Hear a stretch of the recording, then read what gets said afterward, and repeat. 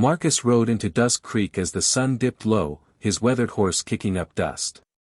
The town square buzzed with a grim spectacle. A young woman stood on a wooden crate, auctioned like livestock.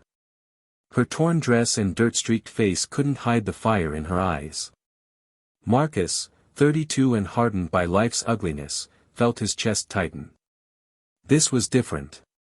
The girl, barely 20, held her chin high, unbroken despite the jeering crowd. The auctioneer, a fat man with tobacco-stained teeth, barked, "Come on, gentlemen. Sarah owes $300 for her father's gambling debt. Fine specimen, cooking, cleaning, whatever else you need." The crowd's laughter carried a vile edge. Marcus's jaw clenched as a bearded man, licking his lips, bid $250. He'd seen that look before. It spelled trouble for women. Sarah's eyes scanned the crowd, desperate but defiant, and locked onto Marcus. Time froze. She didn't beg, she memorized his face, as if bracing for something terrible. Marcus touched the leather pouch beneath his coat, heavy with gold coins, enough to buy half the town. To Dusk Creek, he was just a drifter, his worn boots and tattered shirt carefully chosen to blend in. He'd promised himself to stay invisible, with business to handle and enemies to avoid. But watching Sarah face that bearded man's hunger was too much. He nudged his horse forward, the crowd parting. $500, he said, voice low but clear. Silence fell. The auctioneer stammered, "Did you say $500? Marcus nodded, eyes on Sarah. Her defiance softened into shock, a flicker of hope in her gaze. The bearded man spun, furious. "Who the hell are you, boy?" "Someone with $500, Marcus replied. He counted out the gold, each coin silencing the whispers. The crowd stared. $500 was more than most would see in years. "Sold," the auctioneer croaked, voice uneasy. Marcus dismounted and approached Sarah as she stepped off the crate, legs trembling. Up close, he saw the fear she'd masked. "What's your name?" she whispered. "Marcus," he said, then turned to the crowd.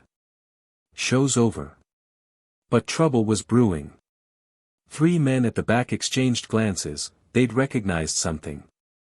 Marcus's blood ran cold. His past had caught up with him at the worst moment. The leader, Jake Morrison, a bounty hunter with a snake's morals, pushed forward. "Well, I'll be damned. Marcus Dalton. Thought you were dead." The crowd stirred at the name. The Dalton family was known in certain circles, not for good reasons. Sarah sensed the danger. "What's happening?" she asked, voice low. "Stay close. Don't speak," Marcus murmured. Jake grinned, hand on his gun. "Boys, we got a mystery." Marcus Dalton, supposedly broke, tossing around gold like pennies. "Word is, there's missing railroad money, a lot of it." Marcus stayed calm. "You've got me confused with someone else. Just a drifter with savings." Jake's laugh was humorless. "Savings? I know what you did for that money." The crowd grew restless, drawn to the promise of violence. Sarah, unexpectedly, stepped forward. "This man bought my debt fair and square. If you've got business, take it elsewhere." Jake's eyes narrowed. "Lady, you're in over your head." "I know he saved me from that animal," she shot back, nodding at the bearded man. Marcus stared, amazed. This woman, sold like cattle, was defending him. Jake wasn't swayed. "1 hour, Marcus. Then we come for you." As the crowd dispersed, Marcus led Sarah to the town's edge, his mind racing. His act of kindness had painted a target on them both. "You need to leave," he told her, pressing $50 into her hand. "Take the next stage. Don't look back." Sarah stared at the money. "You spent $500 to free me, now you're giving more to leave. That makes no sense." "Nothing about this does," Marcus muttered, checking his saddlebags. Inside was enough stolen railroad money to hang him 10 times over. He'd been running with it for 3 months, trying to return it without dying. "What did you steal?" Sarah asked, voice sharp. Marcus froze. "What makes you think I stole anything? Innocent men don't look like you did when that bounty hunter said your name. Or carry gold while dressed like drifters. Or save random women unless they know desperation." She was too smart. "You're in real trouble," she added. "And if you leave me, Jake will use me to get to you." She was right. Jake would grab her the moment Marcus left. "The money's from the Central Pacific Railroad," he admitted. "I didn't steal it, exactly. My father worked for them. Found out they were skimming wages, selling fake supplies, keeping double books. When he tried to report it, they killed him." Sarah's eyes widened. "So you took their money?" "I took evidence. The money was part of it. I've been trying to expose them without getting hanged." "How much money?" "Enough to buy this town twice." Hooves thundered. Jake and 6 men were riding hard toward them, not waiting an hour. "They're coming," Sarah said. Marcus helped her onto his horse. "Can you ride?" "Well enough." They fled through a canyon trail, Jake's men closing in.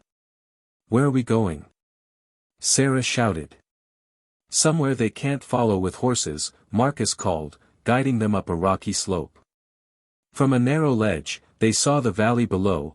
Jake's 6 riders had become 12, and more were coming, drawn by the promise of gold. Sarah opened Marcus's father's journal, pulled from his saddlebag. "This lists names, dates, every crooked deal, every murder. Even government officials." Marcus nodded. "That's why they want it buried. And us dead." A rifle shot cracked, the bullet grazing the rock near Marcus's head. Jake's voice echoed, "Send down the journal, Marcus, and we'll let the woman live." Sarah scanned the journal. "Your father met someone from the railroad who promised to help expose the corruption. James Morrison. Jake's brother."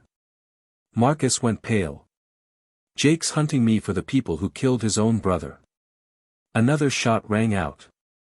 Sarah pointed to another entry. "The stolen money, millions, is hidden under Dusk Creek's bank." The irony hit Marcus hard. The fortune was in the town where this nightmare began. But Jake's men were climbing the slope, and there was nowhere to run. Then chaos erupted. 6 Apache warriors, led by Crow Feather, attacked Jake's men from the opposite ridge. Marcus recognized Crow Feather, who hated the railroad for massacring his family, details Marcus's father had documented. "They're not here for us," Marcus told Sarah. "They want Jake's men."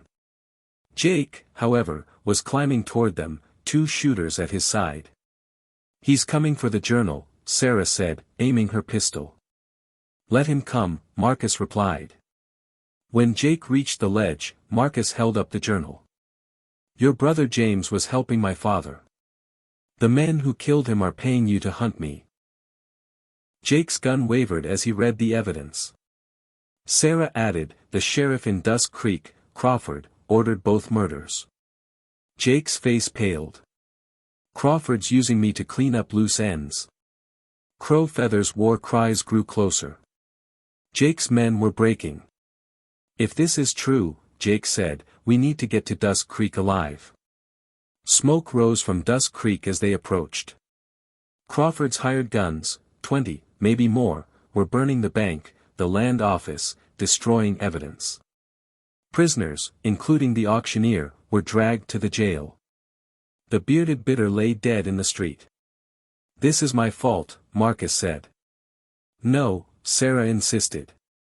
"Your father knew this was coming." Crow Feather appeared. "The corrupt ones burn the truth, but fire cannot burn memory." He revealed Theodore Morrison, Jake's uncle and a railroad executive, was behind it all, coming to Dusk Creek to ensure the journal's destruction. Sarah found a journal entry.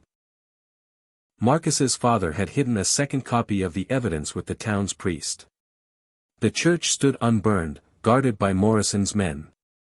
Father Miguel, expecting them, produced a box with copies of every document, affidavits, and photographs of mass graves.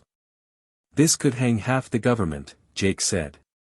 A map showed the stolen millions hidden beneath the bank. But Morrison's men were closing in. Marcus made a choice.